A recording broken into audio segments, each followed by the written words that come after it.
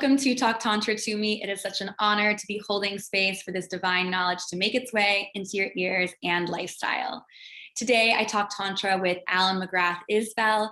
He is a masculinity and polarity mentor. I'm so grateful for his content and so appreciative that he's here on the podcast to offer his perspective on living an expansive life. So thank you for being here, Allan. Why don't you start by telling us a bit about your journey with becoming a masculinity and polarity mentor? Yeah, well, thank you, first of all, for having me. So my journey began about 8 years ago or so when I recognized that something in my life was missing. And I couldn't quite put my finger on it, but it felt like it had to do with masculinity and initiation. And so I sought those things out. I sought out men who I felt held a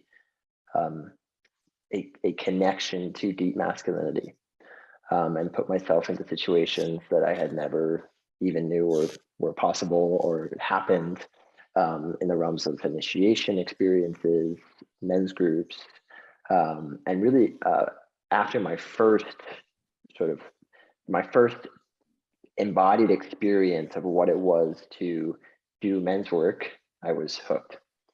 And I essentially dedicated myself to both my personal journey and personal work in men's work, polarity, embodiment. And as time went on, I sort of naturally found myself sharing with people what I was learning. And that has evolved in, it's had many sort of cycles, but I found myself here today working with men and women in the realm of embodiment, but I find myself most excited about polarity, about masculine feminine dynamics, about the sort of deep spiritual experiences we can have when we access these parts of ourselves and then share them with another. And I think somehow that leads me here talking with you today. Absolutely. And so grateful to dive deeper into this, including, I'm curious to hear a little bit more about what it meant to be masculine or a man growing up and how that led you to how this relates to the initiation process and where that brings you today. Yeah. So, like I said, I really felt early on this lack of masculine role models, lack of initiation, despite the fact that I had really wonderful dad, really wonderful parents. I just felt like something was missing, and I wasn't getting it from my surroundings, right? I wasn't getting it from my culture. And going into, I realized I wanted something. I didn't really know how to even speak about it. I just had a sense that it was something to do with masculinity. And that first experience showed me that I was living in a really narrow bandwidth, a really narrow, confined sense of who I could be versus who I couldn't be. And that was very almost like cool, calm, and collected, but in a calculated way. I couldn't show certain emotions. I couldn't express myself in certain ways. Yeah. And it was I recognized how fragile I was as a being, and how all of that internal experience was rippling out to my relationships or lack thereof, to my depth of connection with women or lack thereof, and just connection to my family, right, or lack thereof. And so going into that world where it was really the first times that I got to experience being totally free, totally revealing who I was in all the places that I was ashamed or afraid, and to be not only accepted, but loved even more. And so those first few years were really, really formative. And I spent most of it doing just men's work. And slowly that grew into, okay, how that translates into the relational dynamic, how that translates into both masculine and feminine together. And So what it did really was it opened up me. It opened up who I could be, right? It opened up aspects of myself that were latent, that hadn't been awakened yet.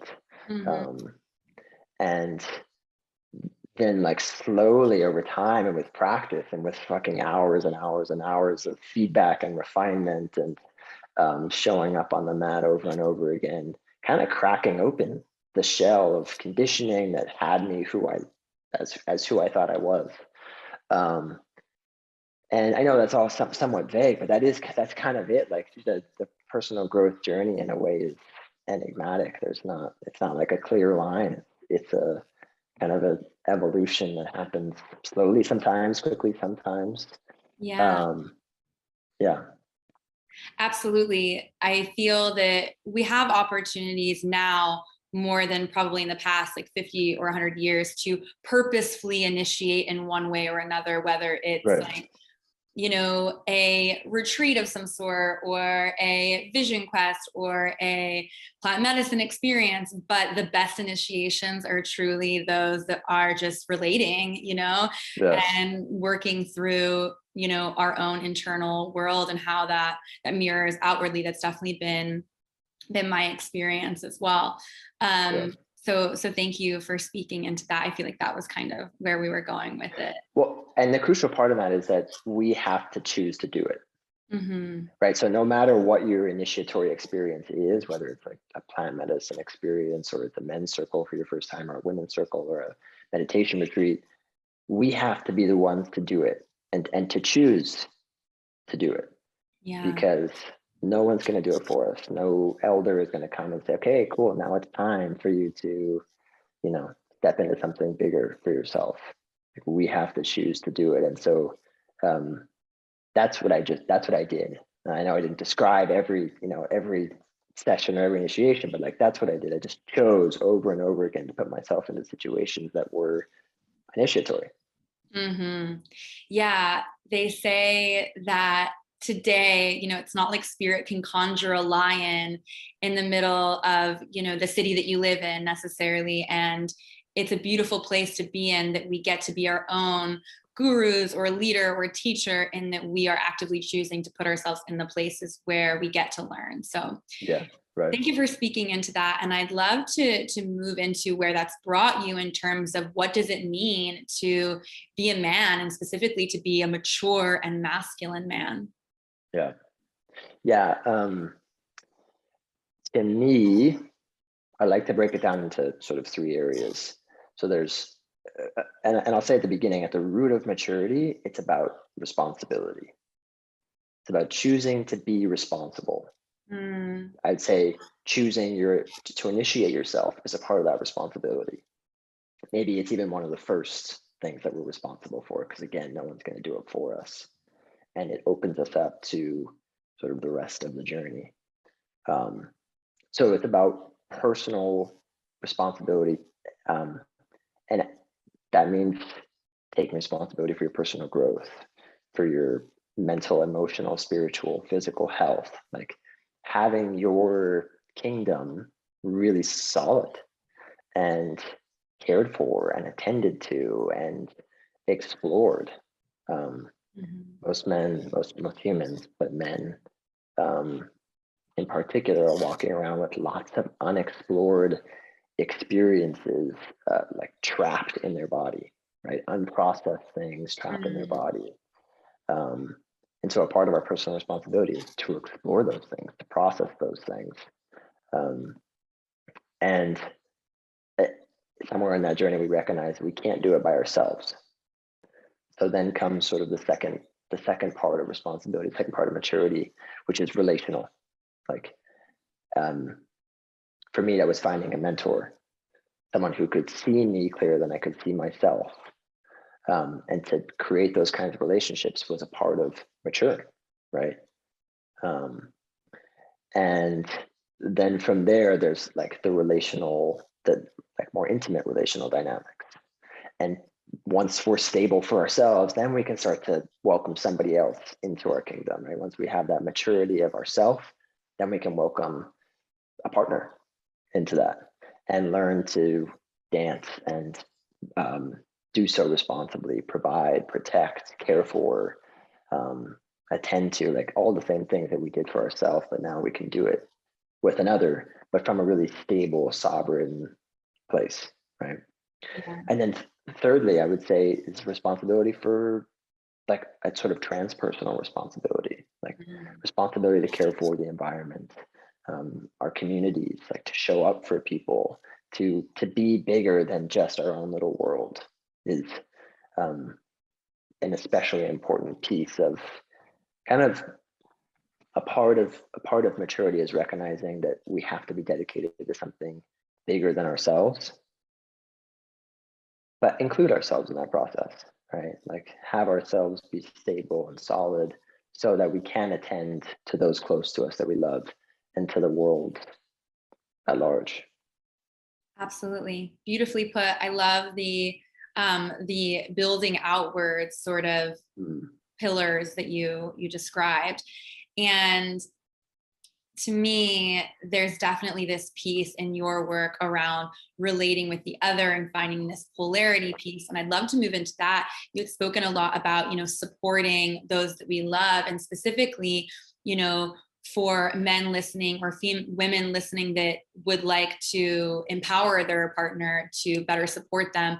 What are some ways that men can support feminine partners, and especially those that are maybe high achieving and entrepreneurial in nature and kind of want to be able to surrender more into their feminine within the relationship? Yeah. Okay, awesome. So here we're bringing in masculine feminine dynamics, right? So I'm gonna give the benefit of the doubt that your audience knows that stuff, that knows all the sort of qualifications required, right, to talk about masculine feminine dynamics. We might throw them in here and there just to make sure nobody's. Yeah, absolutely. If you want to, there's an episode of the podcast people can find called Masculinity and Femininity and things like that. But Okay. if you want to give like very like a little synopsis. Okay, cool. Tiny bit. So we'll say that let's say like 75% of men identify more with masculine energy, and women, 25% of women identify more with feminine energy. There's these two energies, they make up everything. We in our world call them masculine and feminine, call them whatever you want, yin and yang, push pull, like whatever it is you want to call it, doesn't matter. It's just a box, but it's a helpful box to kind of put some stuff together. What I have found, and what a lot of people have found, what my teachers have found, is that at a certain point in our evolution or our relationship evolution, it becomes really delicious and delightful for one partner to take a stand for an energy or a pole, the masculine or the feminine pole, masculine feminine energy, and the other partner to take a stand for the opposite pole. And that when two people are standing in those poles, and I literally mean standing, like their body is articulating that energy, their energy is masculine and feminine, which has all kinds of qualities, which we can go into maybe. That is where polarity happens. So we live in a culture where most of the time we live in a very masculine culture, we'll say, right? Mm-hmm. So when a woman, for example, is entrepreneurial, she has to animate a lot of her masculine energy for that role, right? Which is not bad. She's probably really, really good at it, right? I know a lot of women who are incredibly successful because they can animate that kind of energy. They've learned to animate that kind of energy. Now, there's a whole sort of rabbit hole in the kind of shadow part of that, which we don't have to go into right now. But just to keep it really simple, she's animating her masculine energy all day. So when she comes home, her masculine partner could give her the gift of bringing her back into her feminine energy, because at our core, like I said, most men identify more with their masculine energy. They feel at home there. Most women, the opposite, feel at home in their feminine. And so we can learn to gift our partner the experience of like going home, essentially, like returning back to our most natural expression of energy. So what that might look like is, you know, instead of her coming home and the house is a mess and she has to clean everything and then cook and then like arrange things and plan things, instead she could come home and it's all done. A meal is made for her, and you welcome her into the door, give her a kiss, twirl her around, and say, the bath is waiting for you. You're going to be in there the next 20 minutes while I finish up dinner. Meet me in the table in 30. Right? That, the moment she comes in, she can relax all of the do, go, plan of her masculine and return to a kind of, like relaxation, receptivity of her feminine. And that as an experience creates polarity, which we can go into, but it creates a kind of depth, it creates a charge, it creates connection. But a connection that's deeper than just sort of friendship or, you know, cohabitation. It creates, there's a magnetism to it. There's like an ancient push and pull in that, right? And so particularly for those kinds of women, like it's important for their male partners to learn how to animate their masculine energy such that they're very skillfully, they're very skillful feminine partners can relax into, oh, my partner's got it. My partner's got me. I don't have to continue to go, do. He's got it. Now, I'll add in, this is not all the time. This is not like because he's the man, he has to be masculine all the time. He has to, you know, arrange every hour of her life so that she can just receive it all, right? That's silly, right? We all have masculine and feminine in us. We can all animate it in, you know, greater or lesser ways. But for relationships, what's so fun is to learn how to animate the quality of energy that allows your partner, or that has a delicious deepening effect on your partner. Something like that. Yeah, absolutely. To me, I definitely get excited about this idea of being able to shape shift a bit in the relationship. While I deeply desire to primarily go into a more feminine, surrendered, receptive state, there's also like the place where I see my value as being the masculine in the relationship. Absolutely. And it's deeply fascinating, and it's such a great skill for both partners to be well versed in this, so that it can be like, who's going to offer the depth in this moment or step into this space. Because to me, like, not only can the lack of polarity lead to stagnancy, but it can also lead to drama, you know, both people and, you know, fighting that gets, you know, ridiculous because someone isn't willing to, you know, hold a space or offer depth. I'm curious if you have any thoughts on that piece. Yeah. Yeah, I mean, it makes me think of a lot of things. One is that crucial aspect of like learning to shapeshift, or learning, like being able to animate both energies. So again, that's why it's so important to like keep in mind, just because you're a man doesn't mean you have to be masculine all the time. And that comes at a part of our evolution. When a lot of men, just like me, had this inadequacy related to our masculinity. So for a certain portion of the journey, at any moment that my partner was being masculine, in some level, I took it as an affront to my masculinity, because I had felt so inadequate for so long, and probably still did, right? And a lot of men experience that, like if their partner's it's like they're out masculinating them, and that's just bullshit. That's us being little boys and thinking that, like, you know, we have to out compete somebody. That's not the case. So when we become rooted in that's why the first, like, personal responsibility, personal maturity is important. But we get good with ourselves, right?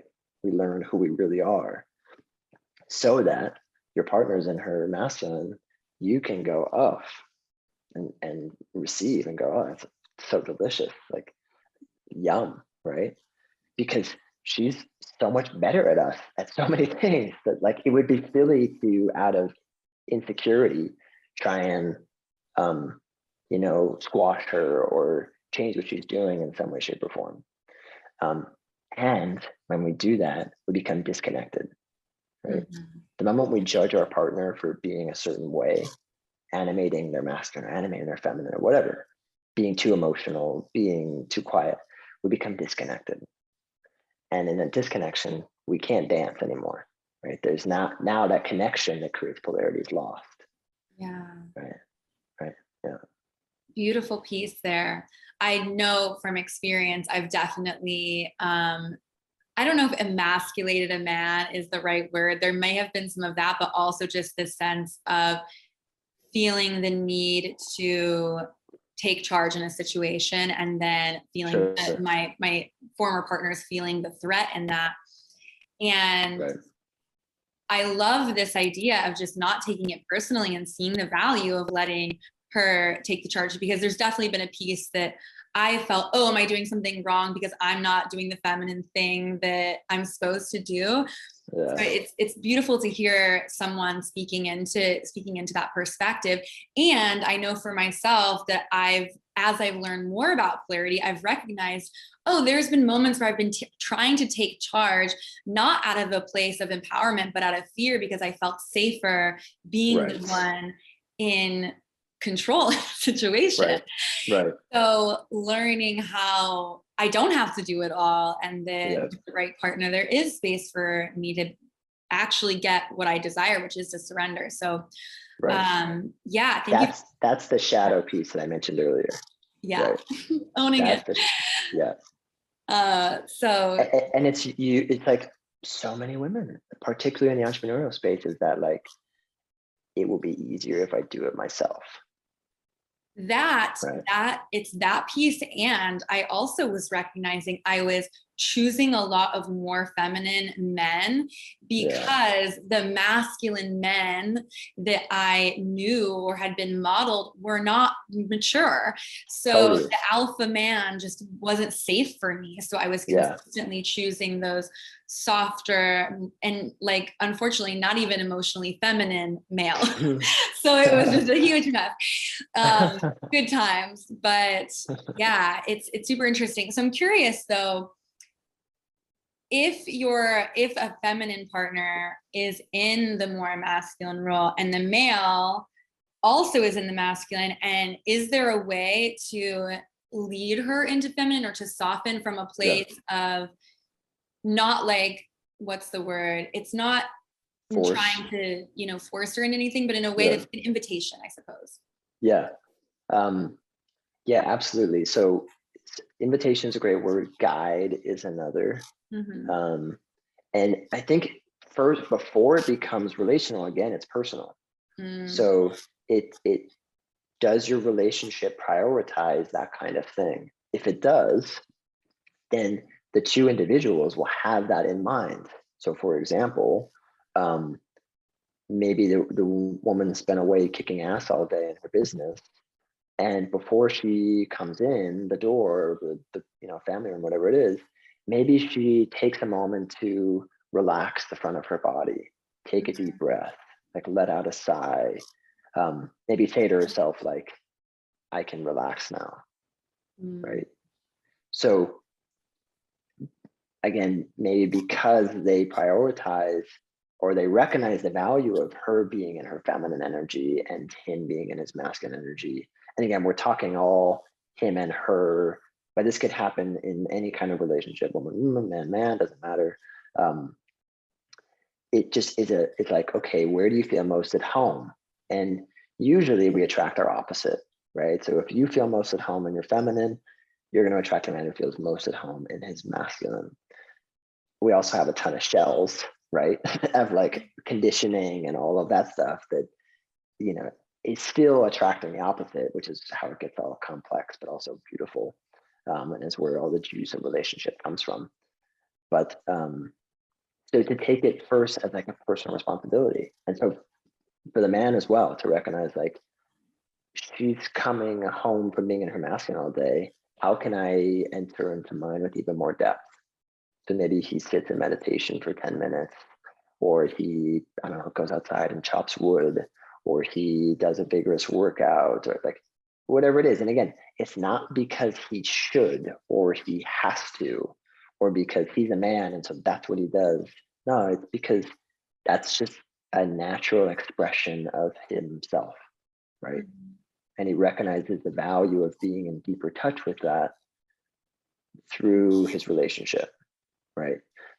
So once that's there, then there's the second portion of the relational piece, right? So again, that might look like him creating an invitation, or like that example I gave, the bath is waiting for you and dinner's ready in 30, is guiding her with an invitation to surrender, to relax, to receive, right? A lot of it has to do with the container, an important aspect of the masculine, right? The container, we could think of as a more masculine quality, and the energy that fills that container is more feminine. So when she has, like that example, the bath is ready, there's like a clear path for her to follow. It's a very clear container, right? And if the kitchen's clean and there's candles and there's maybe soft music, like that's the container she's walking into, which has a massive impact on her energy, on her ability to surrender, to relax, to receive. So those are some ways for us to, again, not because we should, but because we want to be artistic with how we relate to each other and not just, be conditional or karmic, right? We want to be artistic with how we spend our time, how we use our energy, how we make love, all of those things. I love that, this idea of creating a life you love in every moment and using your partner as this co-creative, experience. So beautiful. And now shifting sides, how can women best support their masculine partners? And, specifically touching on maybe like when they're in a more vulnerable state, or how to empower them to lead in the relationship. Okay, well, there's a few different qualities there. So when a man is in a vulnerable state, that's one thing, right? It's got its own sort of flavors. When he's not, when he's showing signs of confidence and desire to lead, well, the way to encourage him is to give him space to lead, right? And almost like, in some ways, like not tolerate his abdication of leadership. So a lot of men are afraid to lead for the same reasons that you described, being afraid of that sort of stereotypical alpha man, right? They have internalized, like, it's not okay to be that. It's not okay to be that kind of man. And so oftentimes that means cutting off of their leadership. Ironically, that's what their partners most want from them usually, is like that sense of power and self-confidence and direction. So when he is in a healthy state, you can support him in that by giving him space to lead. So instead of let's say, like, it's as simple as that. You don't have to give examples, just like give him space to lead. So don't jump in to change his decision. Like, he might make some mistakes at first, like he might choose a really shitty restaurant or a terrible Airbnb or whatever, but like let him feel the pain of his leadership. If it sucks, let him feel that pain, right? But you get to kind of, by giving him space and almost like your devotion to his leadership, like as long as you trust it, right? And like, all of this is within a healthy, safe, boundaried, compassionate relationship. Like toxic relationships, abusive relationships, all that stuff does not work with what we're talking about. That's an entirely different conversation, right? This is entirely about a foundation of love, care, kindness, equality, all of that. So give him space to feel his leadership and to feel like he might stumble at first, but eventually he'll recognize the gift of his leadership. Like, oh, when I take charge and say, baby, ready by 5:15, I've got dinner reservations. like he can feel like what that does to her, and start to kind of be not incentivized but inspired by the dynamic that's created, what happens for her heart, for her body, for his heart, for his body. And the feminine partner gets to kind of consciously devote herself to that ride. And ideally it gets better and better and better and better. And when it's not good, another way to do it is like, show him through your body. Show him through your body that his leadership hurts, or his lack of leadership hurts. So you ask him, hey, where do you want to go for dinner? And he goes, I don't know. You might go, oh, and just like show it in your body. And he's like, whoa, what are you talking about? And you're just like, oh. He's like, what? Oh, let's do Chinese. And you go, oh, yes, that sounds great. Right? Like, it's kind of cheesy, but men are one of David Data has a beautiful, fucking hilarious thing that says men are like Helen Keller for energy. Right? we're deaf, dumb, and blind to energy. And because most men are, again, oriented towards their masculine, which is essentially nothingness. It's consciousness. It's empty. And women are not that. They are the opposite of that. They are the energy that fills that. Yeah. And so women get mad. Their men don't pick up on their subtle cues. But they need to recognize that men are not subtle most of the time. It can be trained, which is a part of personal growth path, to become really sensitive and subtle within oneself and in relationship. But it's not normal. It's not how most men are. So we get to exaggerate a little bit by doing things like that, showing it through the body, like, yeah, if it feels good, if it doesn't feel good, those kinds of things. I love that as an option. And one of the things that I've learned too is, instead of like asking for something directly, sharing the need instead. So if it's like, oh, instead of saying, hey, can you grab me my sweater? It's like, I'm cold, and it's like, oh, then he gets to be the one that has the idea. And it feels like, again, it can feel contrived or cheesy maybe at first, but it's like, it's again, that act of like creating art. Making art makes no sense. It's like not for any purpose other than creating beauty and a beautiful energetic exchange. Another thing that I'll do sometimes is say, oh, I'm going to go get my nails done. What color would you like? To give this space of, let's co-create this experience that is sharing, my body with you as well. So just a couple of fun little. Another simple one is, instead of asking, how do you feel? Ask, how do you think? Or rather, what do you think? So thinking is a more masculine energy. So when you give them 2 colors for your nails, and you go, what do you think? Love that. Instead of how does it feel, right? If you say, what feels better, the blue or the white? Now he's going to be feeling, and there's nothing wrong with that, but it is a more feminine thing. So you're inviting him into his feminine rather than inviting him into his masculine. And so that's all this dance is like, we choose a pole and we invite our partner into its opposite.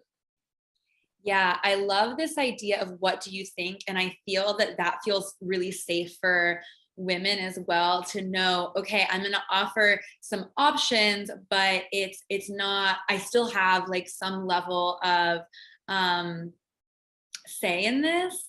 Absolutely. Feels really good. And so maybe instead of like, the example around the food or picking the restaurant, it's like, I want you to lead this and choose, and like, here are the things that feel good to me. What do you think?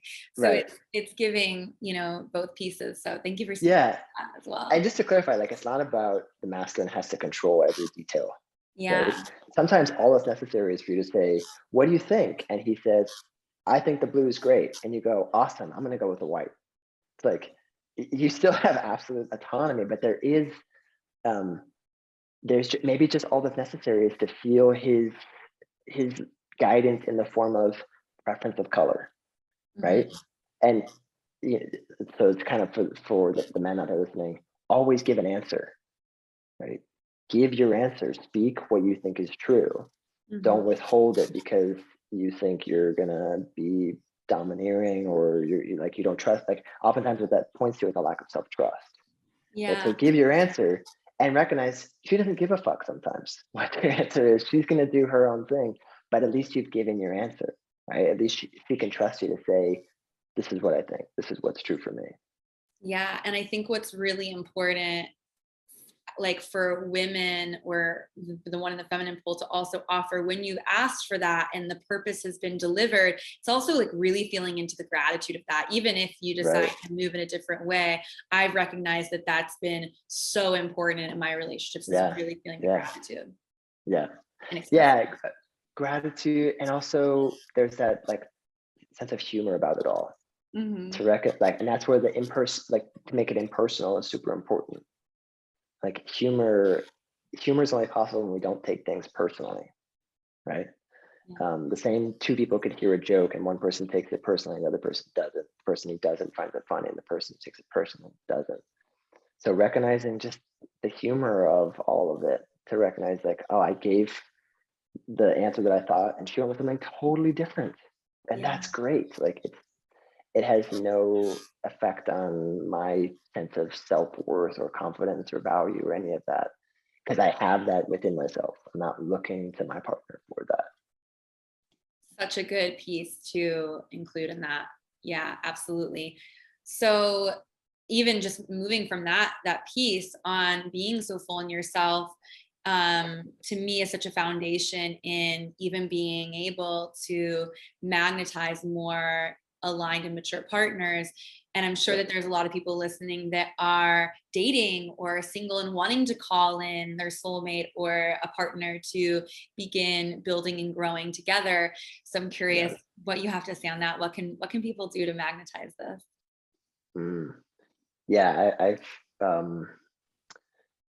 I love giving this to people. Okay, so let's see where we start. So again, let's keep with the idea that we attract our opposite, or we attract what we are, right? Most people who are single are operating on the belief that they don't have the thing that they want. So they're constantly walking around the world magnetizing, I don't have this thing. So what do they experience? Not having the thing, right? In this case, ideal partner. So the first thing to do is recognize, like, what does that look like? What is your ideal partner? And get really clear on it. My previous relationship, about 3 months in, I said, did I ever tell you that I made a list of my ideal partner? And I had made a list. I made a list that was super specific and included lots of gratitude and like lively visual language that I read on a daily basis and felt in my body. Like, I'm so grateful to have this incredible woman in my life who loves me for exactly who I am, right? I'm so grateful that she lives so close to me, like really, really specifically, and then made it alive in my body so that it was real. It was like, I have this thing in my life now. And after about 2 or 3 months of doing that, I met my partner, my ex-partner now. And she did the exact same thing. She says, did I ever tell you that I made a list too? She pulls out her list and it was so specific. And so there's a couple pieces. One is like, get really clear on what you want to experience. Like, get really clear on the qualities, the depth, the details, all of it, get really clear. And then feel it now. Feel as if you have it now. And start to walk around as somebody who has that thing. Or another way to put it is walk around as the person you would have to be to have that kind of person in your life, right? To have that kind of person as your partner. And then be really honest when somebody is not that, right? So you get matched up on a date and you go on it and it's really clear that they are not your partner. They're not the thing that you want in your life.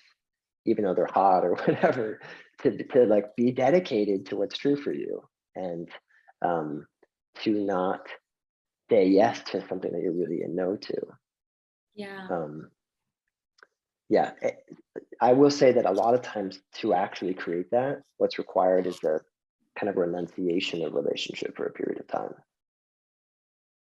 What is so that that you can, look so like? so essentially to do away with looking for relationship.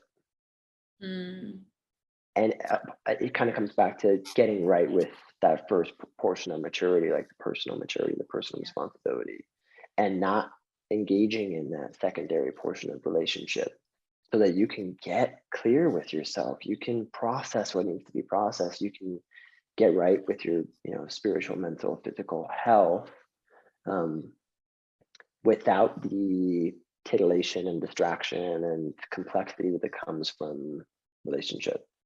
Yeah. I found that when you do that, when you do open yourself to relating again, and you have that clarity of what it is you want to create, what you want to relate with, it happens, and it happens effortlessly, right? It happens because you've created it. You've taken the time to kind of artistically morph yourself into somebody who is ready for it. Beautiful. Thank you for deepening into that one. Such an important piece. So I feel like we're kind of coming to a good closing piece. I do have a couple of last questions I ask every guest, but at this point, if you have anything that you would like to add or expand on, that's really welcome. Otherwise, we can begin to close.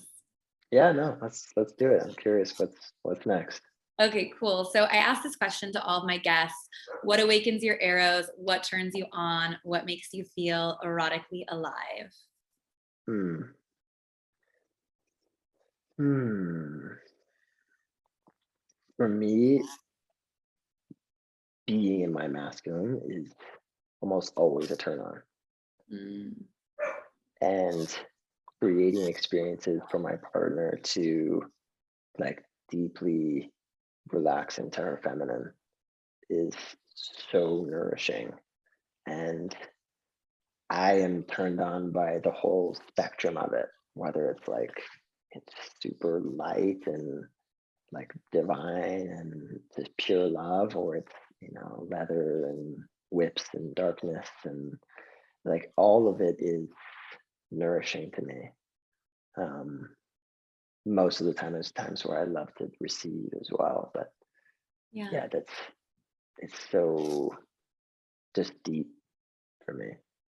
Yeah, I'm sure a lot of people listening, men and women, deeply relate to that. A lot of men probably feeling that sense of yes, like pleasing her and creating space, and then women just desiring to surrender into that kind of energy. So love Yeah. that.